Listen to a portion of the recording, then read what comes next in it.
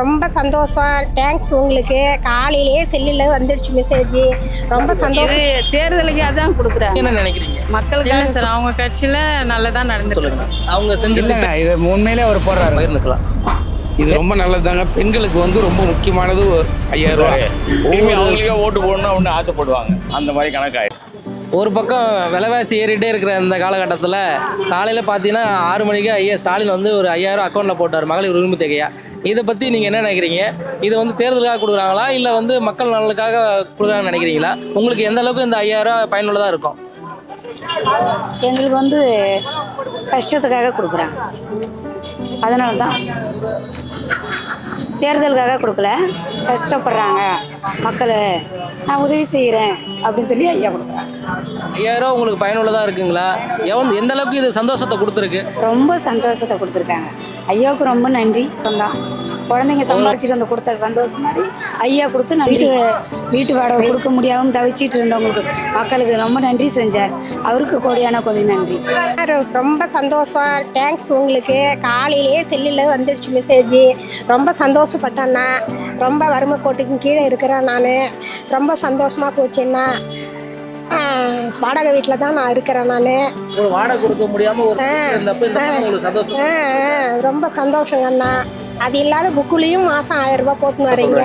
இதை பற்றி உங்களோட கருத்து என்ன? என்னுடைய கருத்து என்னன்னா, தேவையானது செய்யாத தேவையில்லாத வேலை செய்கிறாங்க. பணம் கொடுத்துட்டா மட்டும் போதுமா?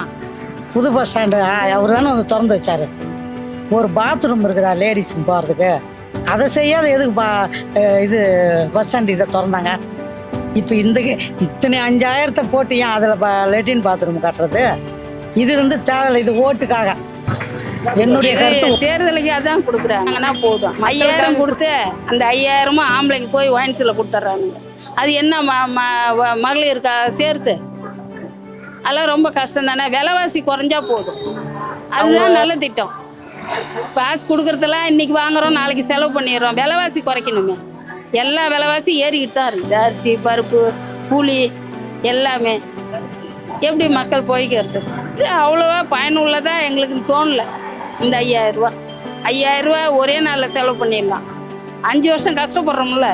தேர்தலுக்கான நிதி தான். இன்னைக்கு தமிழக முதல்வர் திரு ஸ்டாலின் அறிவிச்சிருக்கிறது வந்து மக்களுக்கு வேணால் சற்று நேரம் மகிழ்ச்சியாக தெரியலாமே தவிர அது தலைமுறைக்கான இந்த அரசு இடத்துல கடனாக இருந்து கொண்டிருக்கிறார்கள். இல்லை அது மாதிரிலாம் அவங்க கொடுக்கணும்னு எண்ணத்தோட கொடுக்குறாங்க. பொங்கலுக்கு கூட 2000 கொடுத்தாங்க.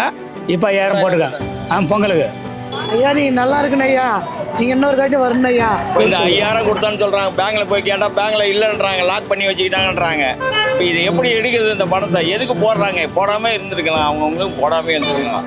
பொம்பளைங்க எடுக்கிறாங்க, 5000 எடுக்கிறாங்க. நம்மளுக்கு கொடுக்க போகிறதில்ல, அவங்களுக்கு தான் வாங்கிக்கிறாங்க. நம்மளுக்கு ஒன்றும் கொடுக்க போகிறதில்ல. குடும்பத்தை பார்த்துக்குவாங்க நல்லபடியாக, அவ்வளோதான். நல்லா இருக்கும். குடும்பம் அப்படி கொடுத்துட்டாங்கன்னா பரவாயில்ல, 5000 கொடுத்தாரு, திரும்பி அவங்களுக்கே ஓட்டு போடணும் அப்படின்னு ஆசைப்படுவாங்க. அந்த மாதிரி கணக்காயிடும். பெண்களுடைய வறுமை நினைச்சு, பெண்களுடைய பாதுகாப்பு நினைச்சு, பெண்களுடைய கல்வித்துறை பற்றி நினைச்சு, மருத்துவ செலவை பற்றி ஐயா ஸ்டாலின் எவ்வளோ நன்மை செய்கிறாரு.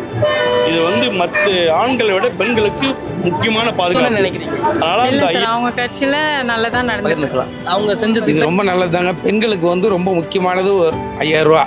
ஒவ்வொரு பெண்களுக்கும் இது முக்கியமானது 5000 ரூபா. இப்போ 1000 ரூபா 2000 வேலை செய்யறவங்களுக்கு கஷ்டப்படுறாங்க. அப்போதைக்கு 5000 கொடுக்கும்போது அவங்க ரொம்ப சந்தோஷப்படுவாங்க.